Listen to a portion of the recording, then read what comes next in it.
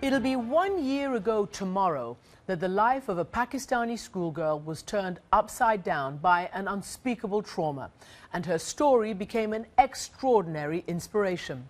Malala Yousafzai was shot by the Pakistani Taliban as she returned from school in the Swat Valley. Her crime? Fighting for the right for herself and all girls to be educated. That bullet pierced her skull, but it didn't pierce her spirit. And she has rebuilt her health and her zeal. And she's even a favorite now to win the Nobel Peace Prize, which will be announced in Norway at the end of this week. Her book, I Am Malala, was released this week, and in it she says, "Let us pick up our books and our pens. They are the most powerful weapons." Pakistani girls face enormous challenges still. UNICEF has found that in some areas only 1 out of every 5 children in Pakistani schools is a girl. UNESCO says that only 65% of Pakistani girls are in primary school. My next guest tonight is herself a female pioneer. She's Pakistan's youngest ever foreign minister and the first ever woman in that post. A frequent guest on this program, Hina Rabbani Khar, was actually in office when Malala was attacked.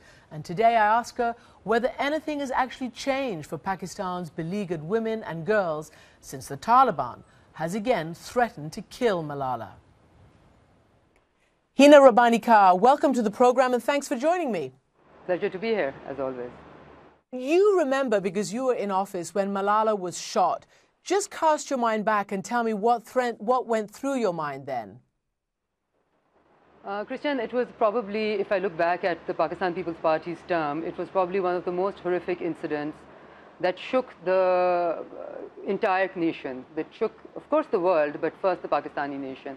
And I think what came across very clearly was that Malala Yousafzai and what happened to her divided Pakistan in two.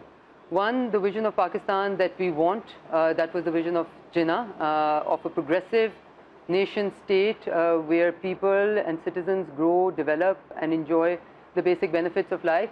And two, the Pakistan that was trying to be imposed by, the Taliban and the terrorist elements within Pakistan, who wanted to really enforce a vision of their Pakistan, a Pakistan which was conservative, a Pakistan which had no space for minorities, a Pakistan, for heaven's sake, which had no space for girls' education. So the line was drawn and the grey area was contracted to a very large extent, and we had black and white in front of us. Right. Well, now I wonder whether you think there's any hope or any progress. First of all, Malala's made an unbelievable recovery, but she's still talking out, she's still speaking out for the right of girls, and the Taliban have already said again that they're going to try and kill her again. I know that's absolutely ridiculous, and in some ways I think any proponents and supporters of the Taliban mindset in the mainstream of Pakistan, be it on the right, left or the center, I think it's a wake-up call for all of them, because for any entity, no matter how conservative, no matter how traditional it is, to be threatened by a 16 or a 14-year-old girl and her belief in her right of education just reveals them like nothing else has. So in some ways, I think the contrast is so overwhelming that in some ways it helps Pakistanis to, and it reminds Pakistanis to who these people really are, and the fact that we cannot have Pakistan being taken over by such thought and such people. Well, you're absolutely right, and there have been, at least in the last year, about 100 schools, girls' schools, which have been attacked by the Taliban. But let's be very clear that even since the 50s, the Pakistani governments have not been successful in getting education, particularly to girls. And now there are even perhaps doubts that they're going to meet the goal of education for all kids by 2015. So what can your government do, Taliban or no Taliban, to actually make education a priority and to allocate funds? You talked about the 1950s. I think the genesis of this problem really lies in Pakistan's governance structures. And the genesis of the problem of the governance structures lies in constant upheavalment of the system by martial laws which were imposed, by military rules which were imposed.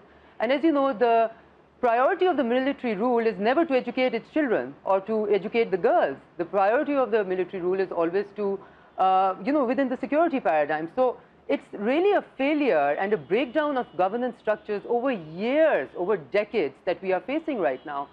So currently, there needs to be an education emergency in this country. You know, if I were to tell you the case of even Swat, where Malala comes from, do you know that 53% of the schools in Swat do not have electricity, and that 60% have no clean drinking water? So this just shows how much work that needs to be done. Let me just tell you that the Pakistan People's Party government in the previous term ensured that through a constitutional amendment, education was now the responsibility of the state to give to the children and a fundamental right of the children. And more importantly, the one reason why there was always a lack of focus on education was that there was a strange sort of a division between what was the federal responsibility and what was the state or the provincial responsibilities. So through the constitutional amendment, we were able to give this responsibility clearly and the allocation of funds clearly back to the provinces whose job it is to educate, and especially at the primary level. However, there's still 25 million Pakistani school-going children or school-age children between 5 and 16 who are out of school. And the proportion of women or girls, as you can imagine, is even greater. It's 15 million. So if you look at the proportion, exactly. We need to work on education for boys and girls, but certainly those of girls. And still the question remains how you're going to do it, how successive governments will do it. But let me ask you this. One of Malala's great heroines, her hero was Benazir Bhutto, the first female prime minister of Pakistan.